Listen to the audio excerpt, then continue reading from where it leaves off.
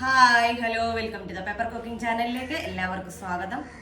ഇന്ന് ഞാൻ വന്നിട്ടുള്ളത് നല്ലൊരു കൂട്ടാനുമായിട്ടാണ്. അപ്പോൾ എന്താണെന്നല്ലേ, പാവയ്ക്കയും മാമ്പഴവും കൊണ്ട് നല്ല അടിപൊളി ഒരു ചാറ് വെച്ചാലോ. അപ്പോൾ ഇത് ചോറിനൊക്കെ പറ്റിയ നല്ലൊരു കൂട്ടാനാണ്. അപ്പോൾ ഇതെങ്ങനെയാണ് ഉണ്ടാക്കുന്നതെന്ന് നമുക്കൊന്ന് നോക്കാം. അപ്പോൾ ഇതോടെ പാവയ്ക്ക കറിക്ക് വേണ്ടുന്ന പാവയ്ക്ക ഞാൻ അരിഞ്ഞു വെച്ചിട്ടുണ്ട്. ഇത് ഒരു പാവയ്ക്ക, പിന്നെ ഒരു ചെറിയ മാമ്പഴം,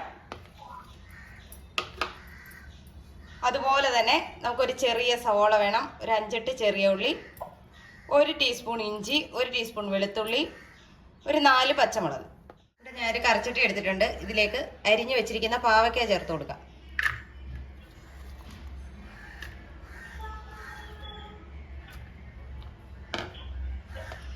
അതോടൊപ്പം തന്നെ അരിഞ്ഞു വെച്ചിരിക്കുന്ന മാങ്ങ, പിന്നെ ഇതിലേക്ക് അരിഞ്ഞു വെച്ചിരിക്കുന്ന ചെറിയ ഉള്ളി, ഇഞ്ചി, വെളുത്തുള്ളി, പിന്നെ നമ്മുടെ പച്ചമുളക്, സവോള. ഇതിലേക്ക് ഒരു 1/4 ടീസ്പൂൺ മഞ്ഞൾപ്പൊടി ചേർത്ത് കൊടുക്കാം. അതുപോലെ തന്നെ 2 ടീസ്പൂൺ മുളക് പൊടി,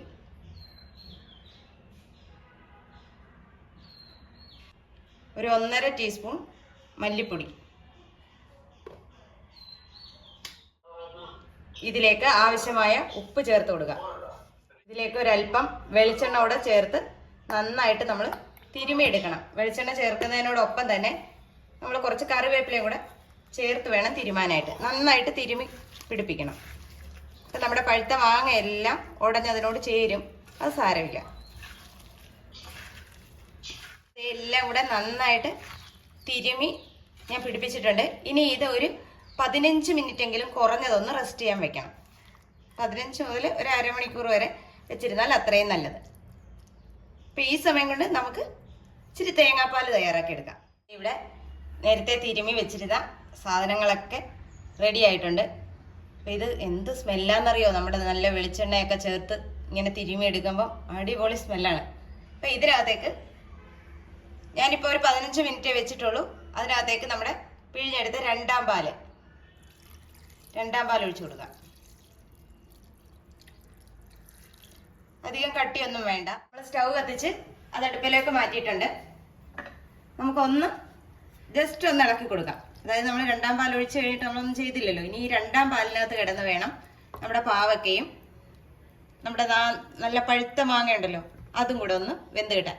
നമ്മൾ കൈകൊണ്ട് തിരുമുമ്പോൾ തന്നെ മാങ്ങ നന്നായിട്ട് ഉടഞ്ഞിട്ടുണ്ടാവും. ഇതാകുമ്പോൾ ഇതിനൊരു ശകലം മധുരവും ഇച്ചിരി പുളി ഒക്കെ കാണും. അഥവാ നമുക്ക് പുളി ഇതിനകത്ത് കുറവ് ചിലപ്പോൾ വന്നെന്നിരിക്കും. കാരണം എന്ന് വെച്ചാൽ മാങ്ങ പഴുത്തതായതുകൊണ്ട്. അപ്പോൾ പുളിയുള്ള മാങ്ങയാണെങ്കിൽ നിങ്ങൾ പ്രത്യേകിച്ച് പുളി ചേർക്കരുത്. പുളി കുറവാണെന്നുണ്ടെങ്കിൽ നമുക്കൊരു ശകലം പിഴുപുളി ഇതിനകത്തോട്ട് ചേർക്കാവുന്നതാണ്. ആ ടേസ്റ്റ് നോക്കിയിട്ട് മാത്രമേ നമുക്കത് ചെയ്യാൻ പാടുള്ളൂ. നമുക്ക് ഇനി ഇതൊന്ന് അടച്ചു വെക്കാം. രണ്ടാം പാല് ചേർത്തത് കൊണ്ട് തന്നെ തിളയ്ക്കുന്നതിന് വലിയ കുഴപ്പങ്ങളൊന്നുമില്ല. നമ്മുടെ കറി നന്നായിട്ട് തിളച്ചിട്ടുണ്ട്. നമുക്കൊന്നുകൂടെ ഒന്ന് ഇളക്കി ഇട്ട് കൊടുക്കാം. ഇടയ്ക്കിടയ്ക്ക് ഇങ്ങനെ ഇളക്കി കൊടുക്കണം. പാവയ്ക്കൊക്കെ നന്നായിട്ടൊന്ന് വേകട്ടെ.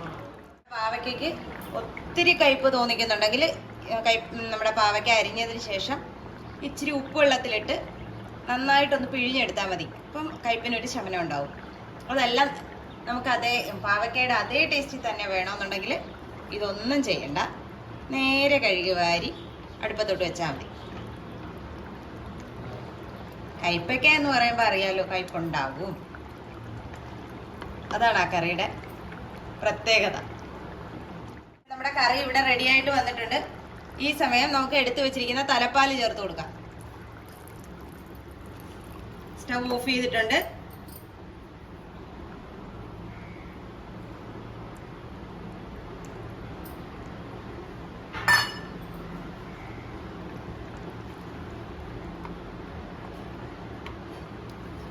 ഇനി നമുക്ക് ഇതിലേക്ക് ഒരു താളിപ്പൂട് ചേർക്കണം. ഇവിടെ എണ്ണ നന്നായിട്ട് ചൂടായി വന്നിട്ടുണ്ട്. അതിലേക്ക് കടുക് ഇട്ട് കൊടുക്കാം. കടുക് പൊട്ടിയാൽ ഉടനെ ഒരു 1/4 ടീസ്പൂൺ ഉലുവ ചേർത്ത് കൊടുക്കാം.